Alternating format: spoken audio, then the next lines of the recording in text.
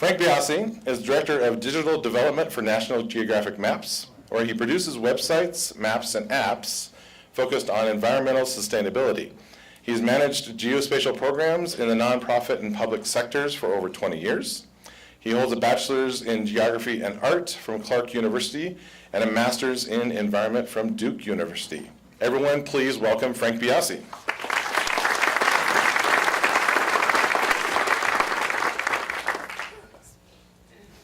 Thanks, Dave, and the Planning Committee for inviting me to speak here. Really is a pleasure to be here. I'm actually new to the region. I moved here last year from Washington, D.C., and a lifetime on the East Coast. So I now really fully understand why you all are here and why I'm sure most of you don't want to leave here. It's really great here being in the Rocky region. So I want to start my talk with some eye candy and what I think will be a bit of a trip down memory lane for many of you, especially you graybeards out there, in terms of your experience and memories of National Geographic. And I just want to sort of excuse myself up front. I'm a little under the weather, so I'll be guzzling water, Marco Rubio style, every now and again. Fortunately, my water is right here. I'm not going to have to reach too far to get it. So I'll be talking about extending our reach. And when I say ours, I mean the GIS community, extending it through the integration of multimedia and maps. So I'd like to start out with going way back in time to 1888, when National Geographic Society was founded by 33 distinguished gentlemen in Washington, D.C., including John Wesley Powell here, Gardner Hubbard, who was the first president of National Geographic, and Alexander Graham Bell, who was the second president and who was the son-in-law of Gardner Hubbard. And so 1888 was when it all started, and it was a very sort of esoteric academic group of people interested in the world and geography and exploration. This is the cover of the very first issue of National Geographic magazine, which was published in 1888. And this is the first map that was published in the magazine. It's a map of a big storm in March of 1888. This was actually the first world map that was published by National Geographic Society in 1922. And if you could see the boundaries of the countries, they've changed quite a bit since then. This year is our 125th anniversary, actually. So we produced this commemorative map showing the way the boundaries are right now. And we've done many, many world maps over the years because those damn boundaries just keep changing all the time. This is a really interesting map I found going through our archives, published in 1907 of the Arctic, but they didn't even call it the Arctic then. It was still the North Pole. So these are the North Pole regions. There's a big chunk of unexplored territory up here.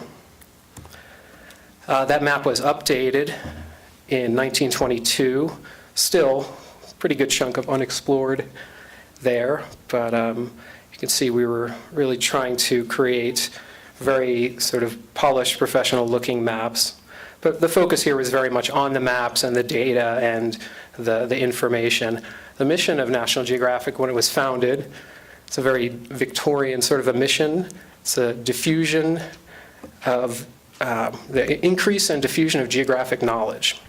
And that mission actually remained our mission and still is sort of a background mission of ours until quite recently. It's been updated a bit to be inspiring people to care about the planet as we've extended into other media formats, including television. A lot of the maps that came out in the magazine were really centered on current issues and topics of the day. So here's a 1942 map of the theater of war in Europe and Africa and Western Asia. Sorry that the screen's a bit fuzzy. These maps look pretty great in full res. We'll actually be publishing all these maps online quite soon, and I'll talk a little bit more about that later. Here's a map in 1943 of kind of Europe, where when we were very much in deep in World War II, and so showing the current boundaries after Hitler's invasions of neighboring countries. This map actually is quite interesting. Germany and its approaches, published in 1943, this was really the most comprehensive and definitive map of that region, and was used by the Allied command on a daily basis to plan battles, and then when the war in Europe ended, was actually used by Eisenhower and Churchill and Roosevelt to redraw the boundaries of Germany and divide it between Soviet Union, or the Soviet bloc, and the West. Well, we got beyond the war and started to focus again more locally at home. At this point, National Geographic was very much a kind of a national U.S. domestically focused publication. We really focused a lot on those issues and bringing issues and information about the world to Americans. So this is a map showing battlefields of the Civil War. And one of the things that I think is relevant to what I'll be speaking about later is what we started to do with our map supplements, we call them supplements, the fold-out maps that came in the magazine, is to start to really annotate them and add more content. So it wasn't just a map and data, line points and lines and boundaries and place names. We started to actually put all these notes, and you can't read them, of course, but you can see there are all these little notes and narrative about all of these battles that happened and events that happened during the course of the Civil War. And you can see they're colored blue for where the Union prevailed, and red where the Confederacy prevailed.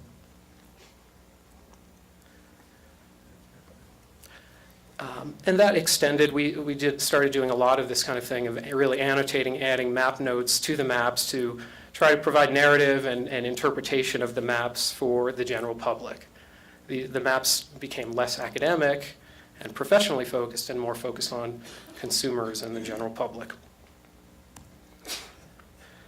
But of course, we were still very much focused on current events and trying to inform the American public about the geography of the world and what was happening. And here in 1967, when we were deeply into the Vietnam War, we published this map of Southeast Asia to let people know where all this news was taking place and let the families of the soldiers know where their loved ones were stationed and where they were working.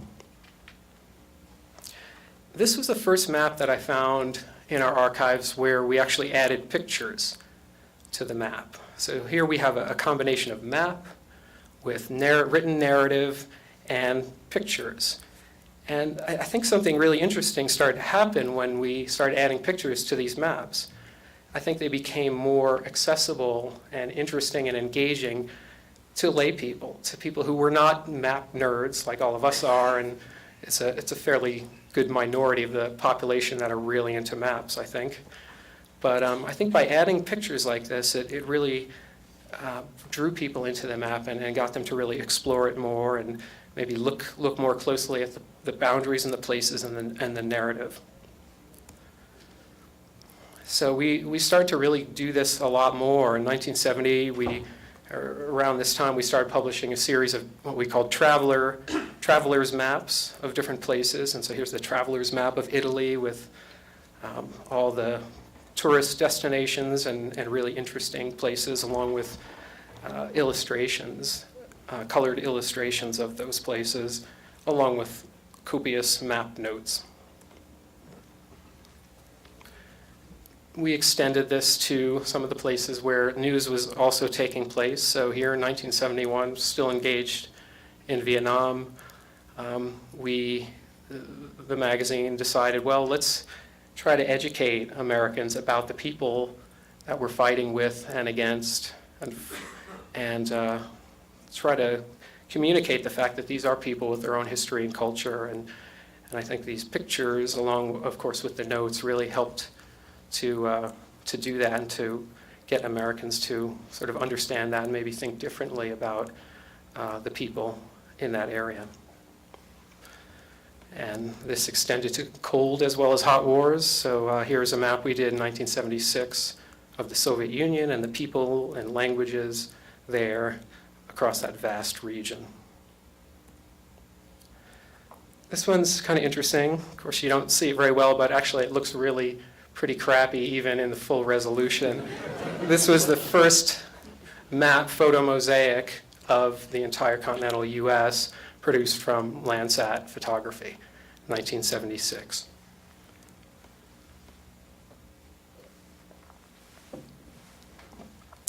So I wish I could show you all of these maps, because we produced so many supplement maps each year. We produced about 6 supplement maps per year within the magazine. That's cut down a lot in more recent years just due to costs, editorial costs and printing costs and all of that, along with the price of National Geographic membership and subscriptions has gone down dramatically instead of going up as well. But we still did a lot of supplements and started to really focus a lot on environmental issues and wildlife and conservation. And so here's a kind of an interesting map that we did in 1976 of the great whales and the migrations of them. And this is when whaling was kind of a big issue. There were still a number of countries that were actively whaling, and so this was a way of kind of informing the public about the species that was at risk here. This was the first map I found in the archives focused just on the Rockies region. I thought you all might like to see that. It doesn't have any pictures on it, but it's got lots of map notes about the various amazing places in this region. And we did a series of these regional maps for different parts of the US. This map in 1886 I thought was pretty interesting. It's very simple, but I think in a lot of ways it conveys these 3 types of content that I want to talk more about later, which is, and sort of the balance, the equivalent balance of the map itself with the narrative and then the picture. And it's a simple map. I don't think it was a really big one, but it's the kind of map that, if this was just the map of Columbus's journeys across America or to America, it would be interesting to many people, but not interesting to everyone. But I think simply adding a nice, concise narrative explanation of it, along with a nice illustration of the ships that he sailed, kind of drew more people in to try to learn about that issue. Here's another traveler type map. It's really more of a historical map of France, and here you're starting to see a little more modern design in the maps and coming in 1989. Excuse me. And we're actually starting to break out of the neat line a little bit, which was somewhat revolutionary. But I think also it really adds to the design quality of the map. Here's another interesting Rockies map, 1995, which I'm sure seemed just amazing at the time. It's a satellite image mosaic produced by WorldSat of the Rockies through digital eyes. And we've got it's mainly a map without a lot of narrative or interpretation. It's got a nice sort of contextual globe illustration as well to show where that's taking place.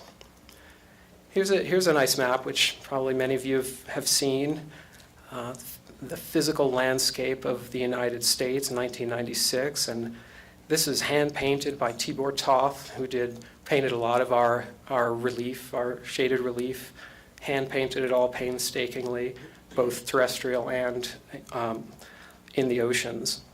And so this isn't so much a combination of map and narrative and picture. This is really map as a picture, as a piece of artwork. And we still use this. This is starting to get even more modern in design, the dawn of humans, and really here we're starting to see the map take a little bit more of a backseat to the pictures and the narrative, but really a focus on the general graphic design quality of the piece as a whole. Well, then 2001, after 9/11, our focus turned toward the Middle East and places that we thought were threatening us. So we produced this supplement map of Afghanistan and Pakistan, where we were planning to put boots on the ground. And 2002, more full exposition of all the countries and dynamics, population dynamics and conflict dynamics of the Middle East. And here we have a very modern design, black background, transparency on the map notes, and incorporation of infographics into the map, as well as a series of sort of small, multiple thematic maps showing the conflicts, the religions, and the oil and water resources of the region. And in 2005, we produced this, what I think is a beautiful supplement. It doesn't have pictures or illustrations on it, but it's got an unbelievable amount of data about the battles of the Civil War and the movements of the troops, and incorporating here a timeline into it, showing all the battles and the number of casualties in each battle over time, and who was victorious. So much sort of cleaner, more modern, and engaging design than the earlier Civil War map that we saw. And then 2010, major environmental crisis occurred in the Gulf, so we produced this supplement informing the public about, all right, here's what's happening in the Gulf with oil, which most people didn't really think much about. They just knew that when they turned on their furnace or started their car, that the oil and gas was coming from somewhere. And so here we're zooming in to the Gulf of Mexico and showing in red the active oil and gas wells and pipelines, and in purple and blue the leases that could potentially be drilled as well. So you can see about half of that continental shelf there was exploited at the time of the Gulf oil spill. The other side of this map is where, and this is something we're doing nowadays, is not as much adding pictures and images to the map side. We're more or less keeping the map side fairly clean and focus on the data with occasional charts, and then using the backside of the supplement maps for the pictures and the illustrations, and what we call the thematic content. So here's a beautiful illustration by Fernando Baptista of the different layers of the ecosystem in the Gulf, and what is at risk and was at risk at that time. We may have gotten a little bit dramatic with the sperm whale swimming over the plume of oil, but sometimes you need to be dramatic. Okay, so that was kind of I have more maps to show you, but I want to get into a little bit of some of the concepts that I wanted to present here and maybe get you thinking about and commenting on. So, question, maybe it's obvious to you all, but I thought we might talk a little bit about it, why should we add multimedia to maps? Maps are great on their own. They provide so much information, and to people who know how to read them, they absolutely tell a story and explain issues. Of course, geography is a key factor, one of the most important factors, environmental and political issues and stories. And of course, we all know maps are the primary language of geography. And some people like us love maps, but a lot of people don't, and they don't know the language of maps and of geography, and they get intimidated by it.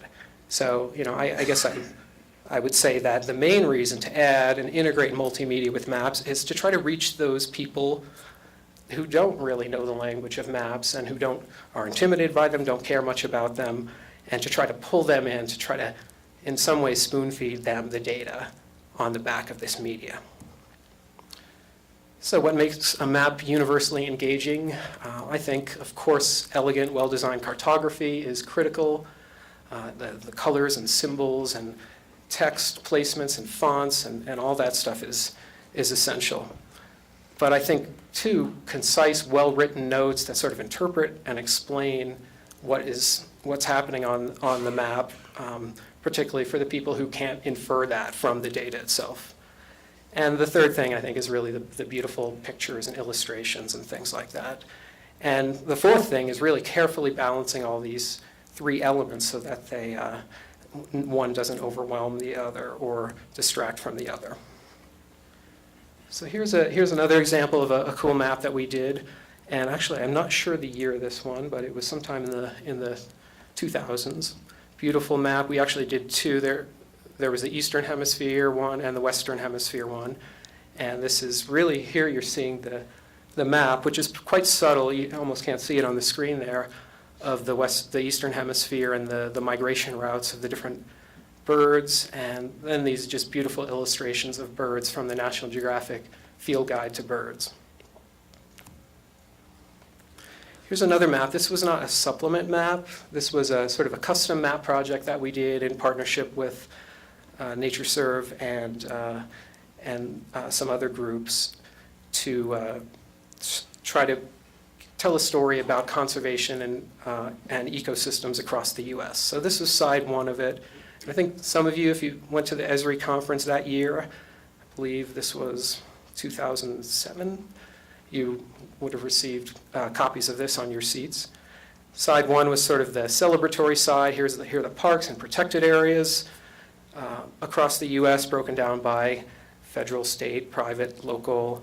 We've got a map of the boundaries of the different ecoregions or ecological divisions, and with illustration or photographs of each one and pie charts showing the percentage of them remaining. Down at the bottom, kind of an artsy photo montage of different ecosystem pictures going from coast to coast. And then down the right side, these small multiples in Edward Tufte speak of different sort of biodiversity and conservation themes. Side two is more of kind of the threats map, and this shows it's a nationwide map of land use, very general land uses, with the red and orange being the residential and urban development, green being open space, yellow being cropland, and purple being oil and gas wells.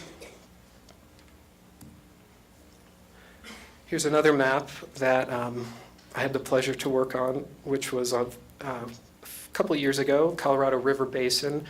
There wasn't really a nice sort of authoritative published map about the Colorado River Basin that outlined the issues that it is facing and has been facing for quite some time and will even more so in the future.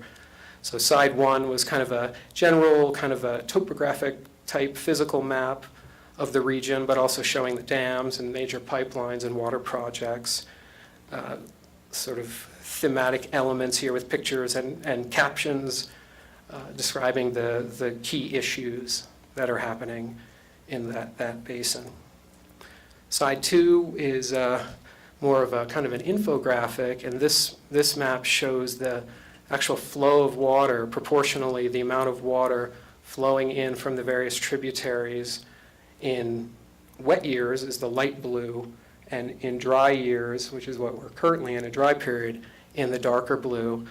And then you can, and it also in green, and you can't see it too well, you see it better down here, all the water diversions and consumptive uses. And this is a compilation of all data from the Bureau of Reclamation and USGS and others. And so you can really pretty clearly see here where the water volume goes down, down, down as these diversions, especially the big ones, occur to the point where the river no longer reaches the sea. So this was an interesting map to make, and one that we distributed freely to all the agencies and NGOs working in the Colorado River Basin. Here was another map that we made a couple of years ago for the Census of Marine Life. This is Census of Marine Life for over a 10-year period. Researchers from around the world had focused efforts to inventory and understand the biodiversity of the oceans. And so this is sort of one of the products, the results of that big 10-year census effort. And we worked with them and the Sloan Foundation to produce this map, which again was given away freely. It never appeared in the magazine. It's kind of a custom map that we gave for educational purposes, showing all the great discoveries, the different types of ecosystems in the ocean, kind of a nice illustration key to where these different ecosystems occur. On the main map, you see all these lines, which are tracks of individual animals. They're long-distance migrations, and this down the right side, you can see each species kind of broken out and its tracks. Side 2 of that map was focused on the science side of it, and the kind of rainbow color scheme shows the biodiversity, where biodiversity is highest in the oceans. We have a somewhat unusual projection for us here in the Western Hemisphere. It's a Pacific-centered map, which worked out a lot better for trying to show a global map of the oceans than the typical European and Africa-centered maps. We also have overlaid in here in different tones the human impact and what areas are most impacted. You can really see clearly that this area in sort of Southeast Asia, Indonesia, Coral Sea is where there's just the highest number of plants and animals and corals in the world. Okay, so I think that may be it for my print map pictures. So just a little more on kind of the concept that is the main thrust here I'm trying to communicate, which may be obvious to some of you, but I think it's something for us all to be considering in our work, in our map and application design and publishing. That I think that there are these 3 primary channels for environmental understanding and engagement. Sort of like it takes 3 different colors, red, green, and blue, to make a full color picture.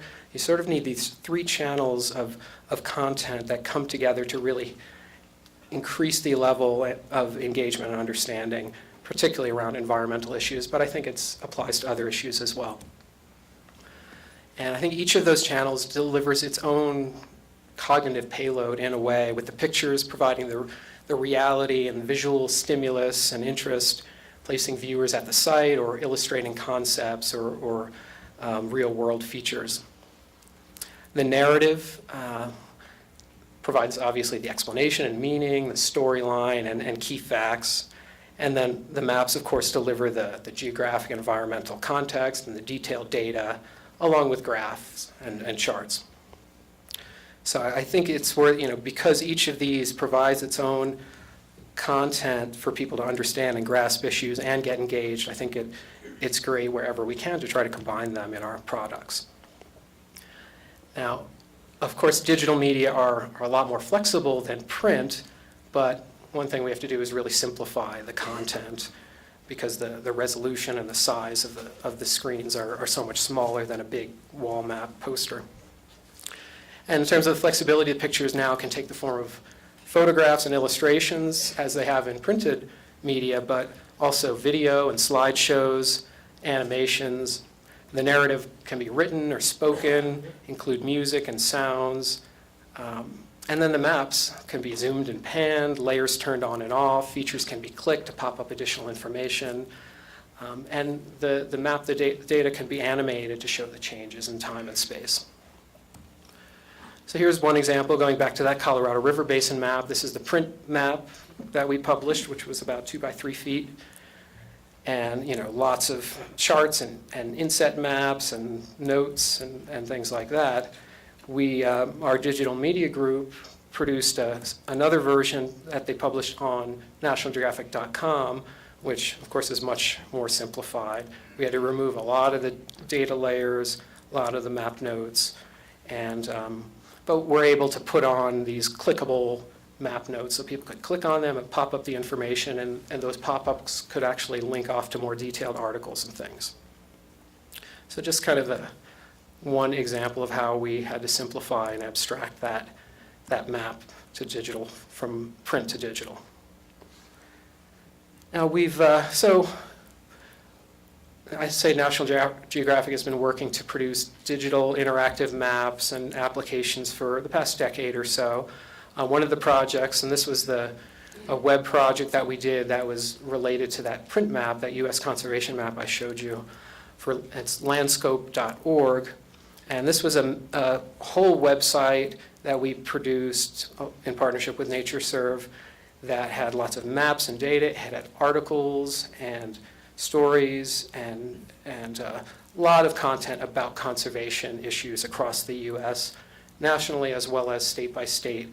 So we created this map viewer, which was pretty, we think, innovative at the time. It really integrated lots of map data, both wall-to-wall nationwide data, conservation-related data sets across different themes, as well as state-specific data. I think most of you who are in the environmental field know that the best data for conservation and environmental stuff is produced and published and distributed by state agencies and statewide conservation organizations.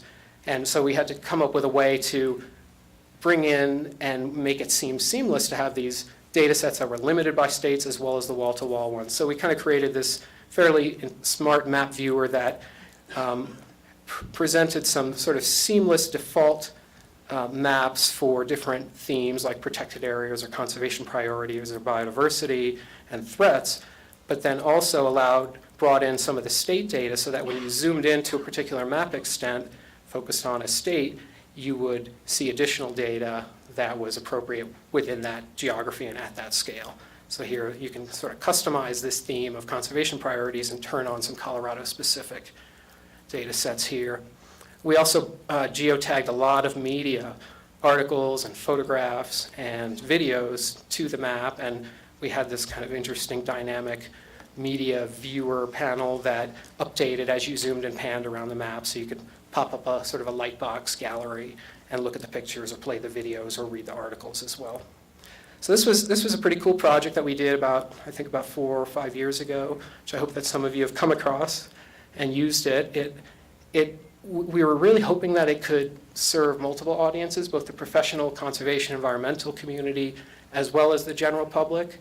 But we found that it was just too complex for the general public. So the conservation people, the professionals, really liked it and used it, but there was just way too much going on here with buttons and menus and all this stuff.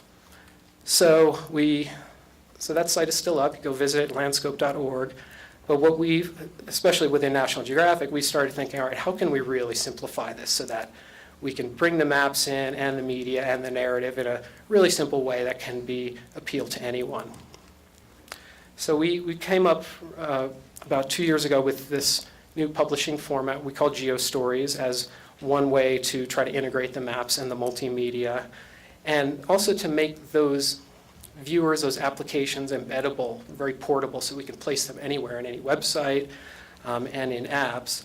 And so this application, it combines maps and photos and video and narrative to try to take viewers on tours or journeys across places and topics. And it's essentially a map-enabled slideshow. So slideshow or gallery, people are used to that, a series of pictures with captions, click, click, click through, and you kind of get that. But slideshows haven't traditionally had maps integrated with them. So that's really what the GeoStories format is trying to do. So there are a couple screens to the GeoStories player. This is the title screen. So this is a story about the journey, John Waterman's expedition down the Colorado River, and he wrote a book about it and interviewed a lot of people and wrote about the environmental issues. So this is the overview screen with a sort of a little blurb, the thumbnails of all the places he wanted to talk about, and sort of a little credit and additional information. And really the meat of the GeoStory format is this screen, the story point screen. And it's super simple. It's a picture or a video and a caption and an interactive map. And so one of the things that's different from a traditional slideshow is you can mix in pictures, still pictures with audio. In this case, it's a picture or a series of pictures. So it's sort of a little mini slideshow within a slideshow. Series of pictures and with an audio track of an elk bugling in this case. But you can also integrate in video into it. So from point to point, you can really mix in different types of media to help tell the story and leverage whatever media has been developed for that area. And then the embedding of it's simple to do. It's really like a YouTube video. You hit the embed button on the player and it pops up the screen. And you could choose the color and style that you want to match the site that you're embedding it in, and then just grab the 2 lines of embed code and paste that into your HTML page. So we're using this to some extent on nationalgeographic.com, but we're mainly allowing partner organizations and other organizations to subscribe to the service and embed it in their websites and use it as their own multimedia map-based storytelling platform. So here's a story about the Vatican City during the conclave. Here's a site that we produced for having to do with global energy issues called energyrealities.org. And here we're using geostories along with articles and infographics and maps as well. Here's a National Geographic grantee who received funding from us to do this expedition up the Florida Wildlife Corridor and document it. He's embedded it in his website, and we also embed it on nationalgeographic.com.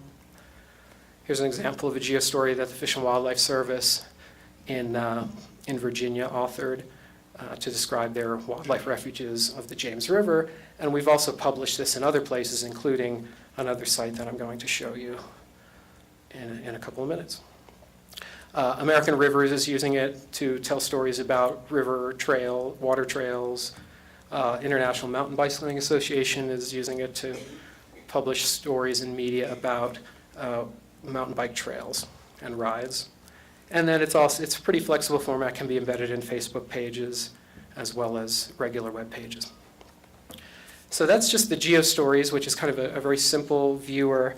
We're now trying to work on full websites that more fully integrate different types of content, including full articles and videos and larger, more complex maps.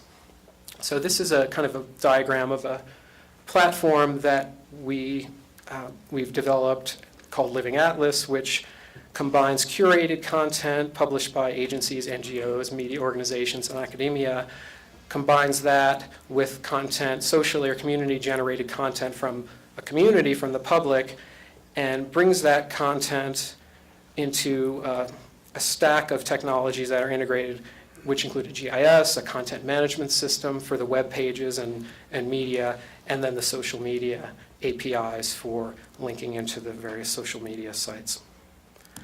So first example that we've developed using this is envisionthejames.org, and this is a site focused on the James River of Virginia, where we're publishing collections of interactive maps and articles and geostories and something we're calling geopolls, which I'll show you what those look like. And the idea here is to really reach that community, the people who live across and work in that watershed, which is an amazing place. It's the founding river where Jamestown was and Pocahontas and all that, but also has a lot of environmental value. It's a major tributary of Chesapeake Bay. And the purpose of the whole site is to try to create and implement this collective vision for protecting and restoring the cultural and natural heritage of the region. So here's what it currently looks like. We're actually in the middle of a pretty major redesign on the site. But this is the home page, and it just kind of gives an overview of the different sections of the site. The founding river has to do with the history and cultural resources.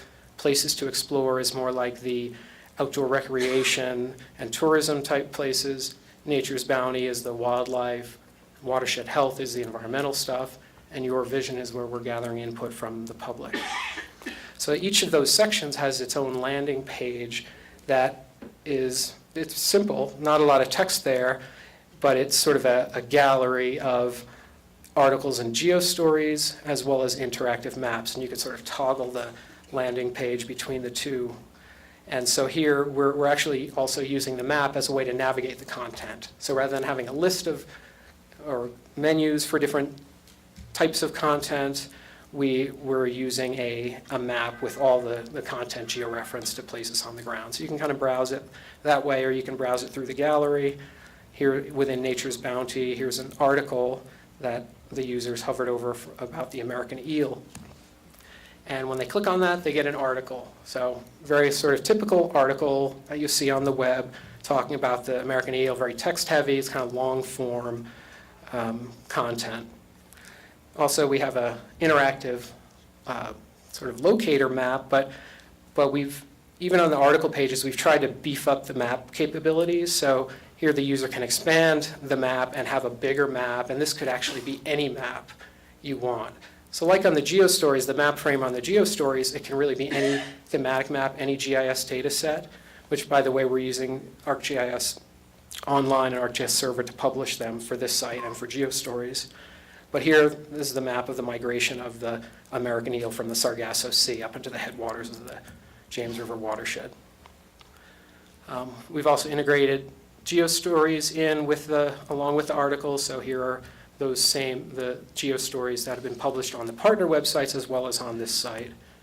And again, combining videos and still photos. And then when the user toggles to the interactive maps, they get a gallery of maps. And now these maps, unlike that Landscope site that I showed you with that kind of uber map viewer with lots of buttons and menus and over 100 different layers on it, this is a very simple, canned, individual map focused on conservation opportunities. The only thing the user can do on this is click on features to pop up some basic attributes. They can show a legend, and they can pop up descriptive kind of metadata explanation of the map.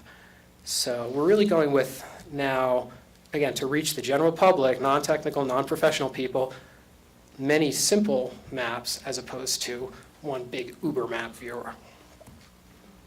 Here's an example of a geopole, and what geopoles are basically questions that we pose, the partners pose to ask for a spatially explicit opinion about a place. So here we've asked, where's your favorite place in the James River watershed?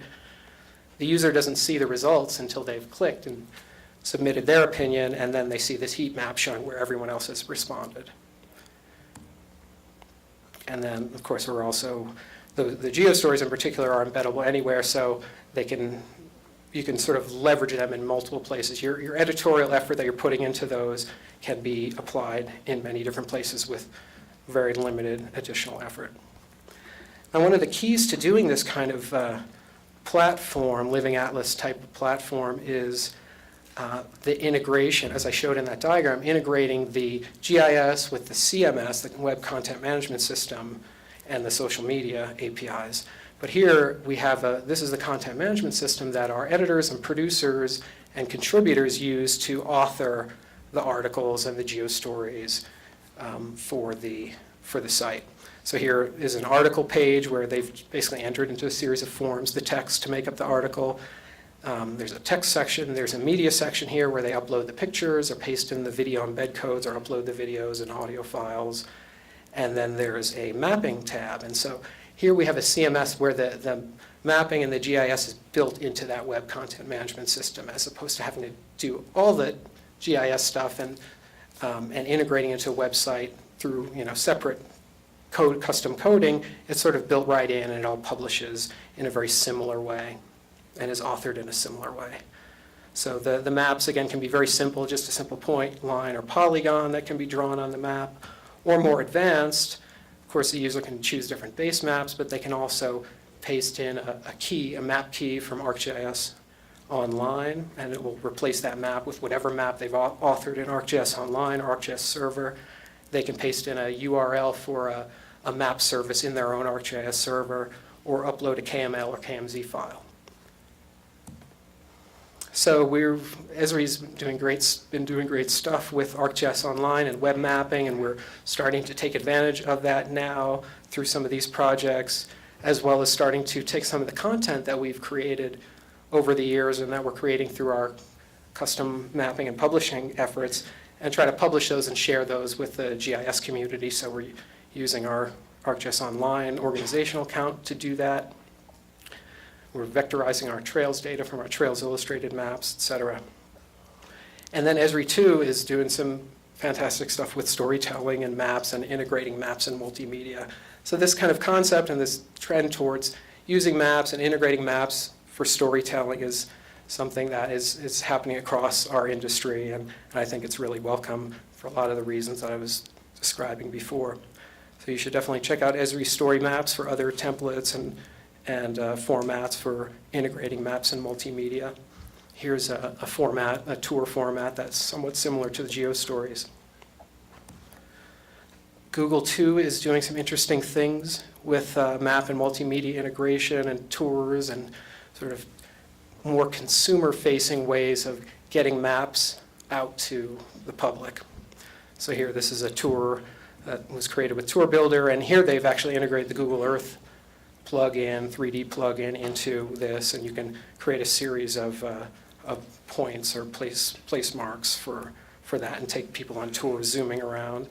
Google's also doing some interesting things with views and street views. I'm sure many of you use this for getting around or scoping out places. So go to Google Maps Views and you can see these user-contributed photos and photospheres or panoramic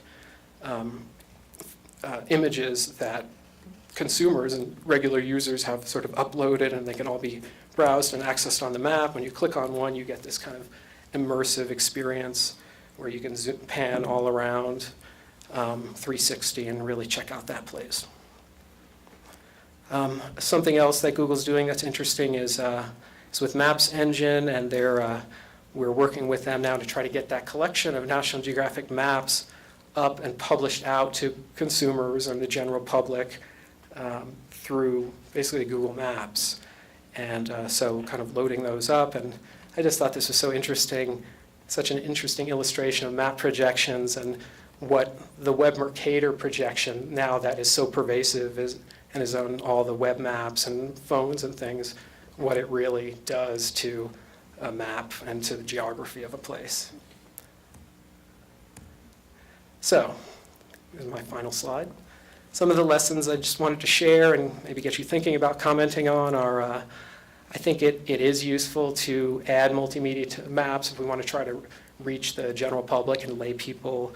I think it allows us to sort of spoon feed the maps and the data on the back of the pictures and the narrative, which everybody is used to, everyone is pretty much is interested in and is willing to sort of look at and explore. And then, but of course we have to simplify the pictures and the narrative, and especially the maps.